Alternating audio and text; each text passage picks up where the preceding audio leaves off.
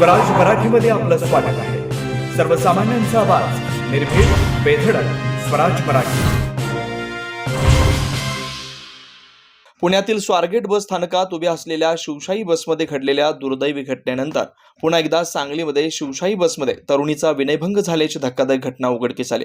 या घटनेमुळे संपूर्ण महाराष्ट्रात संतापाची लाट उसळली। ही घटना पुणे ते सांगली मार्गावर प्रवास करणाऱ्या 24 वर्षीय तरुणीसोबत घडली। संशयित वैभव वसंत कांबळे याने बसमध्ये तरुणीसमोर अश्लील कृत्य करत विनयभंग केला। मध्यरात्री 12:30च्या सुमारास सांगली बस स्थानकावर ही घटना उघडकीस आली। पीडित तरुणीनं प्रसंगावधान राखत बस चालक व तेथील पोलिसांना घटनेची माहिती दिली। पोलिसांनी तात्काळ कारवाई करत संशयिताला पाठलाग करून अटक केली। पीडित तरुणी कोल्हापूर जिल्ह्यातील शिरूर तालुक्यातील रहिवासी असून ती पुण्यात नोकरीसाठी राहते।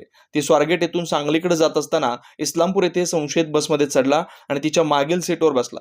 आष्टा येथे आल्यानंतर त्याने वारंवार खिडकीजवळून पीडितेला स्पर्श करण्याचा प्रयत्न केला आणि अश्लील वर्तन केलं। रात्रीची वेळ असल्यानं तरुणी घाबरली, मात्र बस सांगली स्थानकात पोहोचताच तिने आरडाओरडा करत घटनेची माहिती दिली। पोलिसांनी तात्काळ हस्तक्षेप करून आरोपीला ताब्यात घेतला आणि त्याला चोप देत पोलीस ठाण्यात नेला। या घटनेनं पुन्हा एकदा महिलांच्या सुरक्षेचा मुद्दा ऐरणीवर आला। सार्वजनिक वाहतूक व्यवस्थेत महिलांची सुरक्षितता कशी वाढवता येईल याबाबत प्रशासनाला कठोर पावलं उचलण्याची मागणी होते। पोलिसांनी या प्रकरणी कठोर कारवाई करण्याचं आश्वासन दिलं असून आरोपीवर संबंधित कलमान्वये गुन्हा दाखल करण्यात आला।